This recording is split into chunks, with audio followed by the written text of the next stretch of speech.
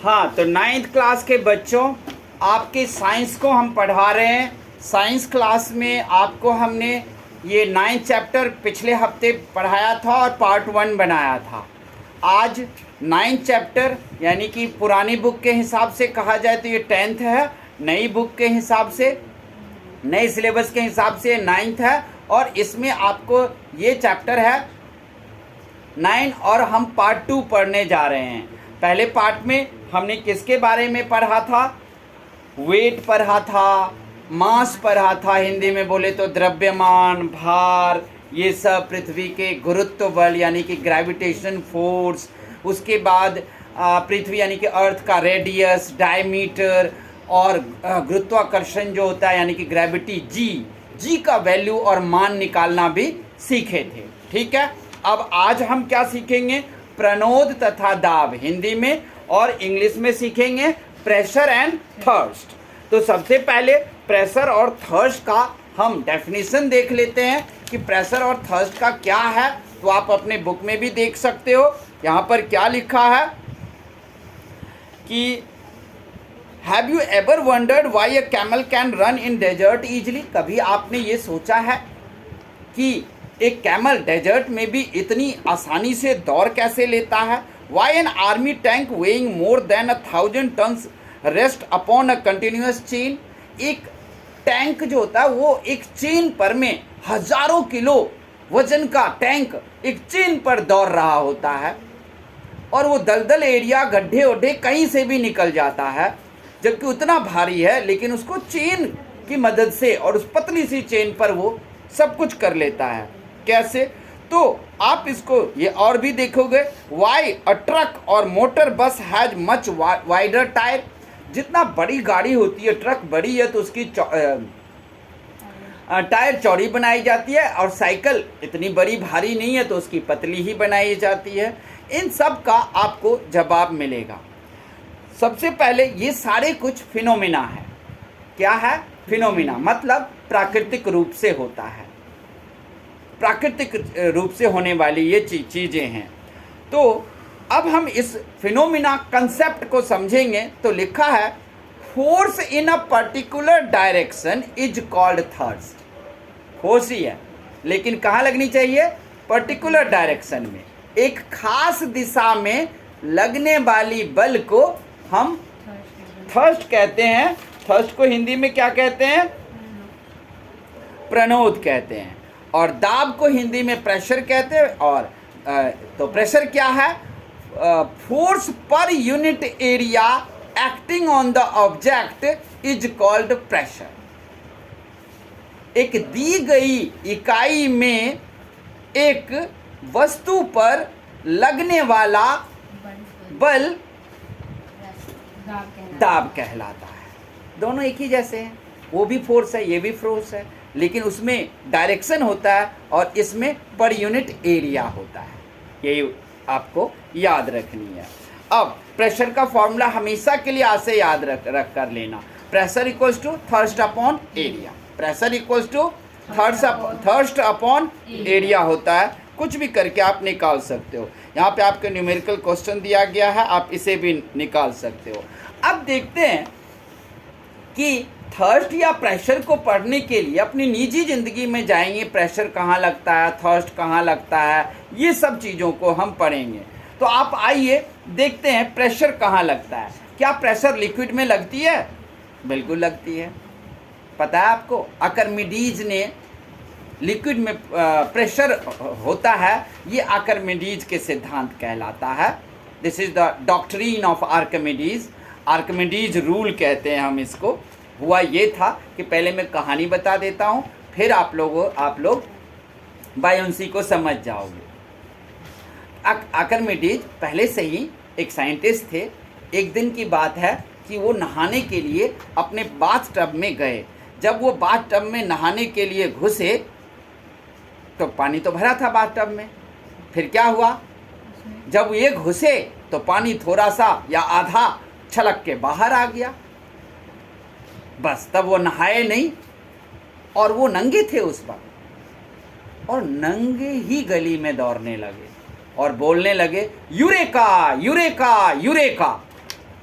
Eureka एक German language का word है, इसका मतलब होता है मैंने पा लिया, मैंने पा लिया, I got it, I got it. ये करते हुए दौड़ रहे थे। इतने बड़े साइंटिस्ट नंगे दौड़ रहे हैं गलियों में पागल जैसे। लोग समझे आर्किमिडीज जो है वो पागल हो गए, लेकिन आर्किमिडीज पागल नहीं हुए थे। उन्होंने एक खोज कर ली थी और बाद में उस आर्किमिडीज के खोज के कारण आपको बैरोमीटर, लैक्टोमीटर और कई तरह के मीटर सब बनाए गए। जैसे आप दूध की शुद्धता मापना चाहते हो, पानी की शुद्धता मापना चाहते हो, ये सारी चीज़ें इन्हीं के इसी रूल से मिला। आप कहोगे नहाने गए, पानी तो बाहर उछलेगा ही उछलेगा, इसमें कौन सा साइंटिस्ट वाला रूल आ गया, कौन सा साइंटिस्ट जो है इसमें बातें आ गई। आप लोग भी 50 बार सोच के देखना, आपके बार भी में भी दिमाग में आ जाएगा। तो इससे उन्होंने कौन सा रूल दिया? बायोंसी का रूल दिया। बायोंसी क्या होता है, डेफिनेशन पूछेगा पेपर आपको। What is buoyancy? हिंदी में उत्प्लावकता क्या है? हिंदी में उत्प्लावकता क्या है? इंग्लिश में बायोंसी क्या है? बायोंसी क्या है तो आप लिखोगे कि जब हम पानी पर तैरते हैं तो कौन सी ऐसी चीज है जो हमें पानी पर तैरने में मदद करता है? तो लिखना बायोंसी, उत्प्लावकता। उत्प्लावकता क्या है? तो जब हम पानी पर, लिक्विड पर में प्रेशर लगाते हैं तो लिक्विड भी प्रेशर लगाता है। It means when we put pressure on the liquid towards the downside, then liquid also put the pressure towards the upside. This is called buoyancy. जब पानी पर में हम प्रेशर मतलब दाब लगाते हैं तो पानी भी ऊपर की तरफ दाब लगाता है। यही वजह है कि कोई चीज तैरता है या कोई चीज़ डूबता है। अब डूबेगा तैरेगा कब? जब आपने प्रेशर लगाया और आपका प्रेशर ज़्यादा हो पानी के पर यूनिट एरिया से तो वो डूब जाएगा। लेकिन अगर पानी ने भी प्रेशर लगाया नीचे से और पानी का प्रेशर अगर आपके प्रेशर से ज़्यादा हो गया, आपके प्रेशर मतलब वस्तु का प्रेशर, ऑब्जेक्ट का प्रेशर, अगर वो ज़्यादा हो गया तो फिर वो चीज़ नहीं डूबेगा। इसीलिए एक लोहे की छोटी सी कील क्या है, डूब जाती है। एक बड़ा सा फुटबॉल डाल दो तो नहीं डूबेगा। यहाँ पर यूनिट एरिया का खेल है। क्या समझना है? यहाँ पर यूनिट एरिया का खेल है।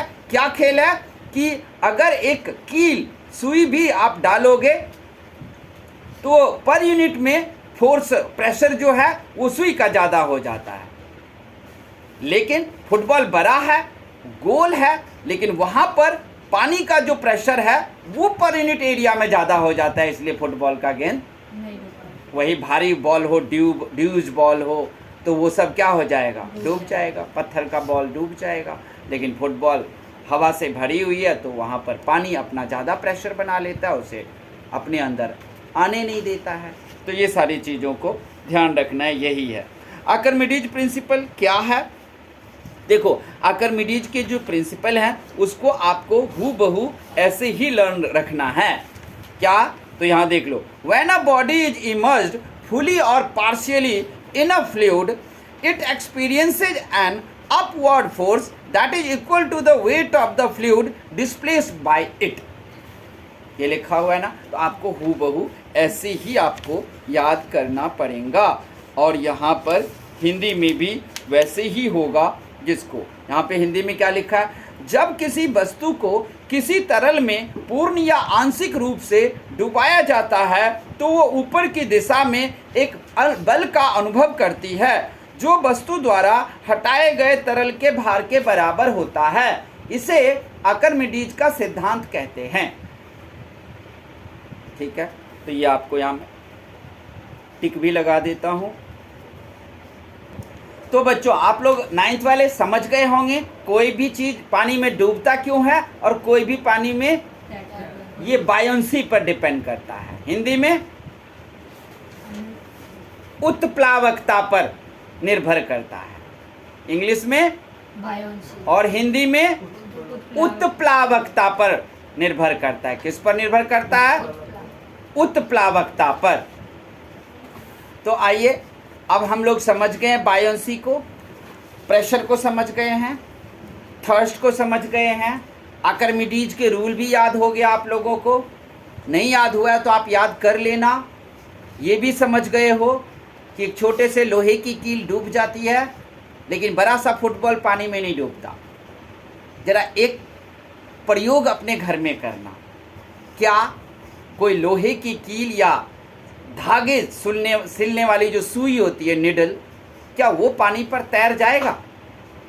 वो पानी पर तैर जाएगा। हम आपको एक दिन प्रयोग करके दिखाएंगे। उसके लिए आप कोई थिन पेपर ले आना।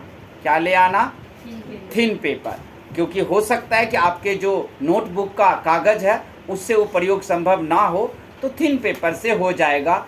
थिन पेपर नहीं मिलेगा तो टिश्यू पेपर तो मिलेगा। टिश्यू पेपर और थिन पेपर से ये प्रयोग करके दिखाएंगे कि ये देखो किस तरीके से निडल सुई जो है वो पानी पर तैर जाता है। ऐसे पानी पर डालेंगे तो नहीं तैरेगा, लेकिन आप क्या करना, पहले ना टिश्यू पेपर पानी पर रखना और टिश्यू पेपर के ऊपर सुई रख देना। अब तो सुई नहीं डूबेगा। तो ये तो चाल हो गई। लेकिन 2-3 मिनट बाद जब पानी हिलना और कागज़ हिलना बंद हो जाए तब आराम से, छोटा कागज़ ही डालना, इतना बड़ा, उस कागज़ को आराम से नीचे से ऐसे निकाल लेना और सुई जो है पानी पर तैरता रह जाएगा। ये एक्सपेरिमेंट आप लोग घर में करके देख सकते हो। हम भी आपको करके एक दिन दिखाएंगे। अब आ गया आपको डेंसिटी। डेंसिटी पढ़ना। अगर जिंदगी में किसी भी चीज़ का डेंसिटी निकालने के लिए दे, अपेक्षिक घनत्व, हिंदी में क्या? आपेक्षिक घनत्व अगर निकालने को दे तो आप पानी के घनत्व से निकालोगे।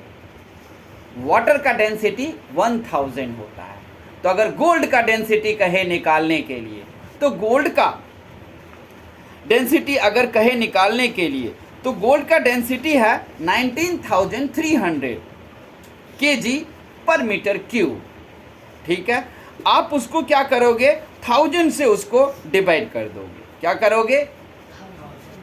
तब उसका असली डेंसिटी आ जाएगा। हमेशा किसी भी एलिमेंट का डेंसिटी निकालना हो तो वो डेंसिटी पेपर में आपको देगा कि गोल्ड का, सिल्वर का डेंसिटी इतना है, इसका अपेक्षिक घनत्व तो निकालें, तो 1000 से उसको डिवाइड करके निकाल देना। अब आप लोग क्वेश्चन आंसर ऑफलाइन में करोगे, एक क्वेश्चन आंसर करोगे, एक भी नहीं छोड़ोगे। सबसे पहले ऑनलाइन वाले को बता दूं, आप लोग अगर ऑनलाइन से ही पढ़ोगे तो ध्यान रखना कि आपको क्या क्या लिखना है। सबसे पहले what is pressure, what is, अपने ही क्वेश्चन आप लोगों को बनाना है और खुद ही आंसर भी लिखना है। सब कुछ इस बुक में है।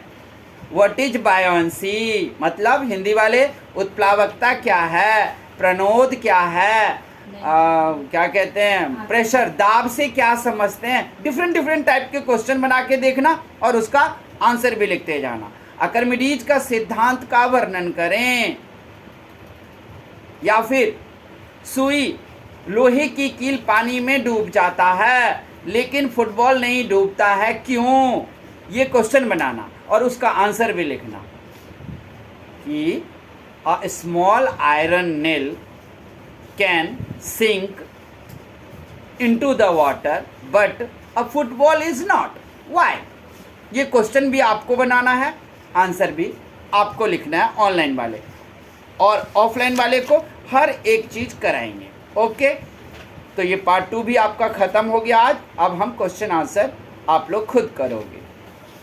जो कुछ भी भूल जाओ तो आप लोग ऑनलाइन में उसे सुनते रहें।